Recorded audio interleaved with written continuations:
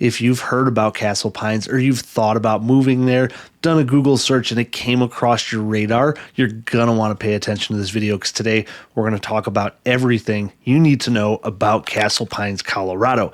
Now, it's probably not a city you may have heard of 20 to 30 years ago, and well, there's a reason for that because it was just recently incorporated. But this is a phenomenal community with lots of newer build properties. The scenery is incredible, and it's one of those places that lots of people strive to live in, and it's their goal in life to be there. Now, we're going to be talking about everything you want to know about Castle Pines. Its lifestyle, what it's like to actually live there, its commute time, and of course, its real estate. And then we're going to compare Castle Pines to the rest of the Denver metro area. Now, I know a few years ago, we really wouldn't have considered Castle Pines as a part of the Denver metro area because of where it's located. But as we expand, it's really not that far of a shot to get to downtown Denver and a lot of other things because of where it's located. So what's the actual appeal to wanting to live in Castle Pines? Well, starting off with just its location and where it's located, you've got these ridges, these canyons that all sit around Castle Pines. And so it's not uncommon to have a house with incredible views of the Rockies to the west, but yet have foothills views to the north, to the south, or even to the east. And I would categorize Castle Pines as kind of a luxury community, right? It's not somewhere you think of to go to, head out to the bars at 11, 12 o'clock at night. Like, it's not that. It is a luxury community, lots of new homes being built, golf courses that are just second to none, views galore, hiking all over the place. So your quality of life is extremely high in Castle Pines. Now, you'll pay for it because the average price is well up there, close to about $1 million right now, but there is stuff all throughout the range depending on what you're looking for. Safety is a huge thing. People who live in Castle Pines love Castle Pines. You don't have the city center. You're not really a part of the Denver metro area, so you don't get a lot of that traffic from Denver, but yet where it's located, like you're just a straight shot south on I-25. So there's just so many reasons to want to love Castle Pines. I love it myself. We're down there all the time. You're located just north of Castle Rock. That's where most of your shopping is going to be. And it's just an ideal place to literally spend the rest of your life, which is a lot of people's goals to get to Castle Pines. So let's start off with where Castle Pines is located and what your commute would be like if you did live here. So we can see Castle Pines is located on the south end of the Denver metro area, but you're just north of Castle Rock to the south, and getting into the downtown metro area really doesn't take long whatsoever. So Highlands Ranch is just above you, and I-25 dissects Castle Pines running north to south. So that's going to be your way to pretty much get everywhere, is hopping on I-25, heading north, or heading south into Castle Rock. Now, if you're looking to go hiking, Castle Pines just absolutely has you covered. Just to the west, you have Daniels Park. Huge area. Just to the north, just south of Highlands Ranch, you have the east-west trail system there. Mountain biking galore. Dozens of miles of trails all throughout that system. And then just to the north of Castle Pines, it's our little secret here. It's our favorite dog park in the entire metro area. But it doesn't really come up as a dog park. It comes up as an open space, Glendale Open Space. And it's basically a dog park with about 40 acres. It just went under a bunch of renovations, which I actually wish they didn't do. It used to be just this huge open field on a hill. You could have 100 plus dogs in this place and still not be surrounded by other people. We could do a mile loop, walk around that a few times. The dogs absolutely loved it. And then you have this trail right on the outside of it that you can take your dogs up as well, up to the ridge line with some incredible views. And here's our dogs at the top of the ridge on a hot day, and that's our Obi dog in the muddy puddle. Damn it, Obi. Hi, buddy. Well, don't get hurt, buddy. Oh, she got a little...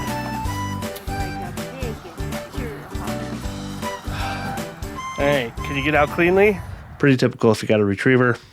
you're not really shocked. And if you're looking to head over to Chatfield, maybe go paddleboarding, fishing, you're looking at about a 23-minute drive just to the northwest of you. And if you work in the tech center, like a lot of people do, you're only looking at a 17-minute drive. So because you're right off of I-25, it's just a straight shot north, and there's generally not much traffic for most of that drive. And if you need to catch a flight and hop out of DIA, you're looking at about a 40-minute drive if you take the 470 toll road to the western side of the city. If you just don't want to sit in traffic, that is an option, but it is a pricey toll road. Or you could head up to 225, few minutes longer, but absolutely no tolls. And if you're going to head up skiing, well, if you live in Castle Pines, it's actually not so bad. I thought it would be a little bit worse than this, but you're looking at about an hour and a half drive to get to, let's say, A Basin, and about 2 hours to get all the way over to Vail. Now, that's going to be without traffic. Remember, I hammer in on this every single video. But depending on when you leave on Saturday or Sunday morning, it could take you 2.5 to 3 hours to get there if you leave past about 6 a.m. And if you want to know what the average commute time is, if you live in Castle Pines, it's just under 25 minutes. Now it's time for Niche.com's report card about Castle Pines, because we can all have our biases for the areas that we love, and I love Castle Pines and Castle Rock in general. We've actually been kind of toying with the idea of moving down into that part of the Denver area, but we can head over to niche.com, check out an unbiased report card of what Castle Pines has to offer and what its lifestyle is really like. So pulling up the entire report card, it's no surprise, overall rating of an A+. You know, most of the Denver metro area is rated extremely high. Yes, we are a bit more expensive than a lot of other cities, but there's reasons why people will pay to be here, because our quality of life is quite literally through the roof. So public schools, we get an A for public schools. We're just rated extremely well. They're in Douglas County, and there's just a lot of good things that Douglas County has going for it with the expansion of the southern part of the Denver metro area as well as Parker. It all falls within Douglas County, and so there's a lot of new schools. A lot of great teachers have been drawn to Douglas County, and so they're just doing a lot of really good things. B+ for housing, you know, it is more expensive. I'm surprised that it rated as high as it did, honestly, because usually our affordability kind of knocks us down to around a C or so. A+, good for families, great communities. HOAs keeps everything really clean and nice and well kept. Tons of parks, tons of hiking, tons of stuff to do for families. A+ for jobs. That's an interesting one. I'm not exactly sure how they rate this. I mean, overall, Colorado has an incredible job market right now. I mean, starting minimum wage at most even fast food places is between $20 to $25 an hour. Contractors, if you know anything in any trade, I mean, starting at 25 plus an hour is almost the norm. C+ for cost of living, they hit us there. It is going to be on the expensive side. A for outdoor activities. I mean, you cannot be surrounded with a better outdoor activity lifestyle, from trail running, mountain biking, hiking, climbing. I mean, everything you could possibly want. Golfing, like, this has it covered in Castle Pines for you. Crime and safety, we don't have a rating. This one's interesting. I'm going to assume if we did have a rating, it'd be on the B side or so. I'm going to guess that just like the rest of the Denver metro area, vehicle thefts are on the higher side. Still a strange phenomenon. I'm not exactly sure why, but we do have higher than average vehicle thefts, but violent crimes we're really low on in Colorado. C+ for nightlife. I mean, you're not going to have many bars and restaurants that are open past 11, 12 o'clock at night here. B- for diversity. We've got a no rating for weather, which means it's better than an A+. You guys hear me talk about this all the time. I love the seasons here in Colorado. We have all 4 of them, but yet they're extremely mild. If you're coming from the East Coast, if you're coming from the Northwest, like, you know what humidity feels like. You know what heat feels like. But man, you've never had anything like a 90-degree day in Castle Pines where you're outside enjoying love and life, and then you walk into the shade and it literally drops by 15 degrees. Like, our weather here is just remarkable. We have nearly 300 sunny days a year, and even our gray days, we just cherish them because we don't get a ton of them. And yeah, I could talk all day about the weather here, but we have the best weather in the world. A for health and fitness, super healthy cities, super active lifestyles overall, and then B plus for commute. I mean, if I lived in Castle Pines, my hubs would probably be Castle Rock and the southern part of Denver for all of my shopping, which is just an easy run up and down I-25. That would be your bubble, I'd say. But you don't have to take my word for it on how great of a place Castle Pines is. On niche.com, which I will have a link below in this description that you can go to niche.com, check out Castle Pines, all the nitty gritty details that you want to know, but you can actually go and see reviews from people who have lived there as to what their real experience is in Castle Pines. Now, we've already talked a little bit about hiking that's kind of around Castle Pines area, but if you're just looking for a park to get to, Castle Pines isn't a huge footprint, so there's a decent smattering of parks that are just around the Castle Pine areas, all newer parks, all going to be new facilities. Now, normally I don't cover golf courses here, but if you want to live in Castle Pines, there's a good chance that you'll probably play some golf. There are some epic golf courses in Castle Pines. Starting on the northwestern side, we've got the Ridge at Castle Pines North. Each round here is about $115 per person. So for as great of a course as it is, it's really not that bad. I mean, look at some of these pictures here. You've got ridges and peaks all over the place. You're hitting golf balls down 20, 30 yards below you off of ridges, around corners. This is straight out of Tiger Woods golf, guys. This is just a remarkable place to play. Then, of course, you have the country club at Castle Pines. Now, the good news is you don't have to be a resident there to be a part of the country club. They do accept memberships, even if you don't have residency there. But the memberships do range anywhere from $25,000 to $50,000 a year with monthly fees as well. Now, you can't just go golf there unless you're a member. You have to be a guest. Everything is charged through your guest's membership. But this is a world-renowned Jack Nicklaus inspired golf course. This place is it's remarkable. It's what you expect from a country club. Their restaurant is remarkable. Their views are I don't know what else to say about this place, but it is spectacular. And if one Jack Nicklaus golf course wasn't enough for you, we have two. Now we have the Castle Pines Golf Club just to the south of the country club. So you've got some amazing choices here. Again, you do have to be a member here, so it's just not open to the public. The Ridge is your best friend if you're, just a regular golfer like myself, which is gorgeous even without having to be a member. So you've got your pick here of the litter of some of the best golf courses in the world with some of the best scenery, at least the best scenery in the world. And that's just talking about the stuff that's directly in Castle Pines, not to include or just to the north or just to the west. You're surrounded by some epic golfing if that's your thing. So what about the schools in Castle Pines? Well, since Castle Pines is not a huge city, you don't have a whole lot of choices for the public schools. Now, you do have a couple of charter schools, and then since a lot of the Denver metro area people choice in, it's not uncommon to see people being driven to, let's say, Parker or up into the Highlands Ranch area if you want a larger school experience. But we can go back to niche.com and check out the public schools in Castle Pines are really highly rated. So starting with their elementary school, you have Timber Trail Elementary School rated an A-. Then the middle school, which normally the middle schools struggle. We usually get grades of B's to C's around the Denver metro area. It can be a challenging age, but even here in Castle Pines, we're looking at the Rocky Heights Middle School. Again, rating of an A-, and then their high school is great as well. Now, in the Denver metro area, what you'll notice is that elementary schools, high schools are typically rated fairly high. Middle schools is where we struggle. But in Castle Pines, the Rock Canyon High School rated number 655 best high school in the United States, according to niche.com, rates up there really well. So here in Castle Pines, schools, they've just got you covered. They've done amazing things. They're all new facilities.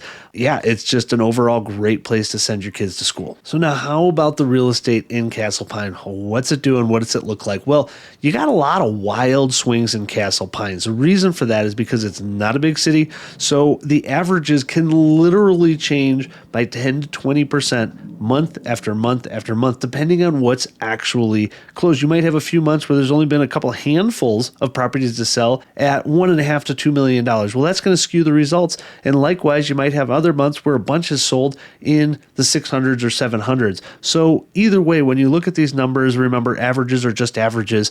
But we can see here in 2024, the median sales price for Castle Pines is $800,000. But just a couple months ago, it was at 1.15. So huge swings in there. That doesn't mean property values have tanked by 20 to 30%. That just means that whatever's sold has just been within that range. And we can go back 10 years ago when Castle Pines was in the 400s, and it's virtually doubled, but that is not uncommon for the entire Denver metro area. Now, the types of homes you're going to find in Castle Pines are all going to be virtually new built in the last 10 to 20 years, okay, because that's when the place was literally incorporated. So most of its construction has happened within the last 20 years or so. Most of the communities are all going to be in an HOA. So if you're looking for a funky mid-century modern, probably not going to find it here. If you're looking for an old Victorian, you're not going to find it here. If you're looking for a 5,000 square foot, 5-bedroom, 3-bath home with views,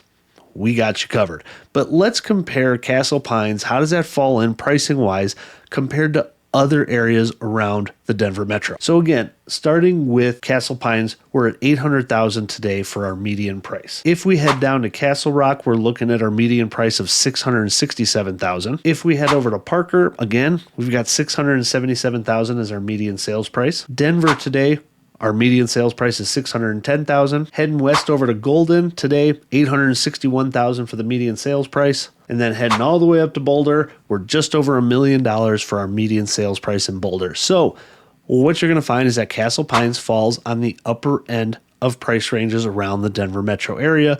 Aurora, I think, sits in the mid 400s right now, upper 400s. You know, that's the lower extreme of things, all the way up to Greenwood Village. That's likely, you know, well north of $1 million for the median sales price today. Now, median sales price is all well and good, but what in the world can you actually buy today in Castle Pines? And we're going to look at the full range. We're going to look at what you can buy around that median sales price, but then we're going to look on the lower, more affordable ends for Castle Pines, and then we're going to look at some beautiful luxury homes to see what's available today in Castle Pines.